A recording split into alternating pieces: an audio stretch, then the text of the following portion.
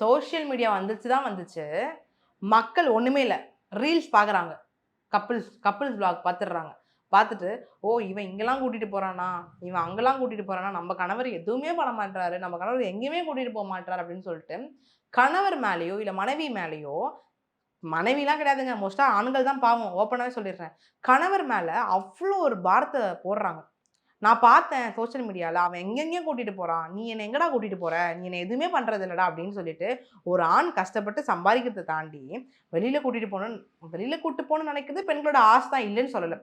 உங்க உங்க ஹஸ்பண்ட் வந்து ஒரு ரூ. 100 சம்பாதிக்கிறாரா? நீங்க ரூ. 50 செலவு பண்ணுங்க. தப்பு சொல்லல. இந்த ஃபேண்டசி வேர்ல்ட்லாம் பார்த்துட்டு ரூ. 100 சம்பாதிக்கிறவர ரூ. 1000 வெளில கூட்டு போனா என்ன பண்ணுவாங்க? ஒரு மிடில் கிளாஸ் வாழ்ற லைஃபோட ஒரு ஆணோட அதிகபட்ச சம்பளமே 20 டூ 25,000 தான்.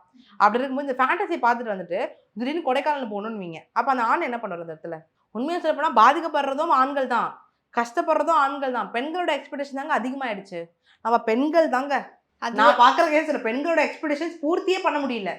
பெண்களோட எக்ஸ்பெக்டேஷன்ஸ் அவ்ளோ இருக்கு.